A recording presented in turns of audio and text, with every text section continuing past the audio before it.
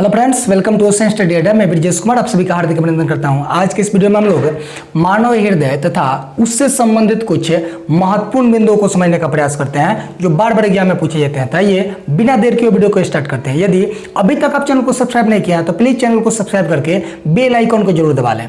आइए सबसे पहले समझते हैं कि हृदय क्या है, मानव हृदय क्या है। तो हृदय एक अत्यंत कोमल मांसल रचना होता है जो वक्ष गुहा के मध्य में पसलियों के नीचे तथा दोनों फेफड़ों के बीच स्थित होता है। दोनों फेफड़ों के बीच स्थित होता है और यह हृदय पेशियों से मिलकर के बना होता है। तो अगर क्वेश्चन ऑब्जेक्टिव में पूछा जाता है कि मानव हृदय बना होता है हृदय पेशियों से मिलकर के बना होता है। ये जो हृदय है वह एक केंद्रीय पंप अंग के नाम से भी जाना जाता है, क्योंकि यह केंद्रीय पंप अंग इसलिए होता है क्योंकि यह हमारे शरीर के अंदर एक केंद्र के भांति यानी कि एक निश्चित स्थान पर केंद्रित होकर के और रक्त पर प्रेशर बनाता है और प्रेशर यानी दबाव डालता है और रक्त को शरीर के संपूर्ण भागों में परिसंचरित करता है। इसलिए हृदय को केंद्रीय पंप अंग के नाम से भी जाना जाता है। अब थोड़ा सा समझते हैं कि मानव हृदय की संरचना किस प्रकार से होती है।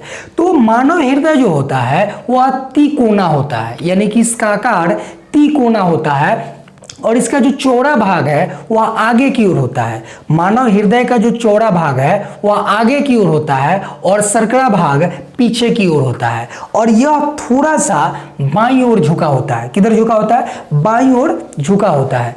एक चीज ध्यान रखिएगा कि जो मानव हृदय है वह चारों तरफ से पेरिटोनियम नामक दोहरी झिल्ली के द्वारा घिरा होता है। किसके द्वारा घिरा होता है? पेरिटोनियम नामक दोहरी झिल्ली के द्वारा घिरा होता है और इन दोनों झिल्लियों के बीच एक गुहा पाई जाती है, यानी तरल युक्त गुहा पाई जाती है और उस गुहा को कहते हैं पेरिकार्डियल गुहा। एकदम आसान है कि इस झिल्ली को कहेंगे पेरिकार्डियल झिल्ली। क्या कहेंगे? पेरिकार्डियल झिल्ली। और इसमें पाई जाने वाली जो द्रव होगी उसको कहेंगे पेरिकार्डियल द्रव। इसका काम क्या है? ये जो पेरिकार्डियल द्रव है जब हृदय पर बाहरी आघात होगा तो उस आघात से बचाएगा, साथ साथ जब हृदय में प्रसरण यानी कि संकुचन एवं शिथिलन होगा उस समय घर्षण को कम करने का काम करता है। तो ये चीज आपको समझ में आ गई होगी। अब जो है थोड़ा हम लोग समझते हैं कि जितने भी अस्तनी वर्ग के प्राणी होते हैं यानी कि जितने भी मैमेलिया वर्ग के प्राणी होते हैं उनके हृदय 4 बेस में बटे होते हैं। कितने बेस में बटे होते हैं? 4 बेस में। इसको हमने एक चित्र में दिखाने का प्रयास किया है। अब जो है बहुत सारे लड़कों के दिमाग में ये चलता है कि इतने सारे नाम को हम याद कैसे रखें। बहुत ही सिंपल सी बात है, इस नाम को याद करना। आप वीडियो के अंत तक बने रहिए। सबसे पहले हम देखते हैं कि जो मानव हृदय होता है उसका जो बेस में होता है 4 बेस में बढ़ जाता है। कितने बेस में बढ़ता है? 4 बेस में बढ़ता है। दोनों ऊपर वाला जो बेस में होता है उसे हम लोग अलिंद कहते हैं और दोनों नीचे वाला बेस में जो होता है उसे हम निलय कहते हैं। क्या कहते हैं? निलय। और जो बीच से काटता है, जो लाइन बांटता है उसको कहते हैं अंतरा भित्ति। क्या कहते हैं? अंतरा भित्ति। अब रही बात, अंतरा भित्ति जिसके हिस्से में होगा उस नाम से जाना जाएगा। जैसे अगर अलिंद वाला क्षेत्र में है तो अंतरा अलिंद भित्ति और निलय वाला में है तो अंतरा अलिंद भित्ति। सिंपल सी बात है, एक एक करके समझने का प्रयास करते हैं। आइए देखते हैं। ये जो है 2 पार्ट में इसको बांट रहा है कौन? अंतरा भित्ति। कौन बांट रहा है? अंतरा भित्ति। ये दोनों ऊपर वाला जो हिस्सा है इसे हम लोग अलिंद कहते हैं और दोनों नीचे वाले हिस्से को क्या कहते हैं? निलय कहते हैं। अब सिंपल सी बात है, जब आप इसका ड्राइंग नोटबुक पर कीजिएगा तो आपके जो दाएं साइड में आएगा उसे दायां अलिंद कह देंगे, जो बाएं साइड में आएगा उसे बायां अलिंद कह देंगे। जैसे हम इसको इस रूप में बनाए हैं, ऐसे खड़े हैं तो हमारा ये जो है बाएं तरफ है तो ऊपर वाला जो हिस्सा होगा वह बायां अलिंद होगा और उसके ठीक नीचे वाला जो होगा बायां निलय होगा। फिर दाएं साइड में दायां अलिंद और फिर दायां निलय। और जो बीच वाला जो हिस्सा होगा उसको अब थोड़ा देखते हैं। ये वाला जो अंतरा भित्ति है क्या है? अंतरा भित्ति। तो आधा पार्ट में अगर देखेंगे तो इसके ऊपर वाला जो हिस्सा है किसका है? अलिंद का है, तो इसे कहेंगे अंतरा अलिंद भित्ति। क्या कहेंगे?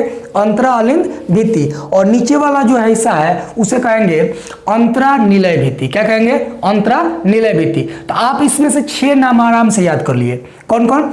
एक याद कर लिए, अलिंद, दया अलिंद, दया निलय, बायां अलिंद बायां निलय, अंतरा अलिंद भित्ति अंतरा निलय भित्ति, 6 नाम आप इसमें से याद कर लिए।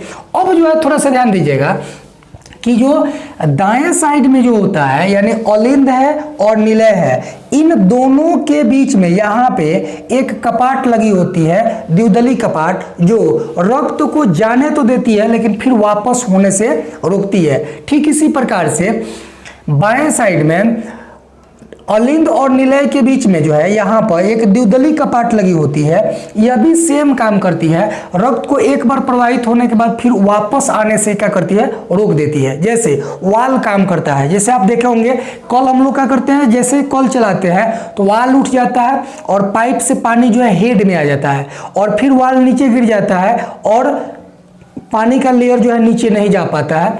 ठीक उसी प्रकार से ये भी काम करता है, ऐसे कपाट की तरह लगा हुआ है। जब रक्त एक बार चलेगा इसे तो रक्त जाने के लिए चला गया, फिर ये ऐसे हो जाएगा, इधर से फिर जो है रक्त वापस नहीं आएगा, इसलिए ये कपाट लगे होते हैं, द्विदली और त्रिदली कपाट। ये आपको समझ में आ गई होगी। अब जो है इसकी क्रिया विधि को हम लोग समझ लेते हैं।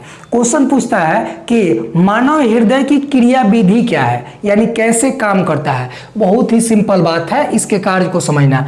आपको पता है कि मानव हृदय दोनों फेफड़े के बीच में स्थित है, दोनों फेफड़े के बीच में वक्ष गुहा में स्थित है। ये काम क्या करता है, तो शरीर के संपूर्ण भाग से जो अशुद्ध रक्त होता है यानी कार्बन डाइऑक्साइड युक्त जो रक्त होता है उसको ग्रहण कर लेता है। क्या कर लेता है, ग्रहण कर लेता है, और ग्रहण करने के बाद उसे शुद्ध करने के लिए फेफड़े में भेज देता है। कहाँ भेज देता है, फेफड़े में, तथा फेफड़े से पुनः शुद्ध रक्त को ग्रहण करके और उसको शरीर के संपूर्ण भाग में पंप कर देता है। यहाँ सबसे महत्वपूर्ण एक क्वेश्चन पूछा जाता है कि इस प्रकार जो एक बार रक्त को परिसंचरित होने के लिए हृदय से होकर कितनी बार आना पड़ा, 2 बार आना पड़ा। कितने बार, 2 बार।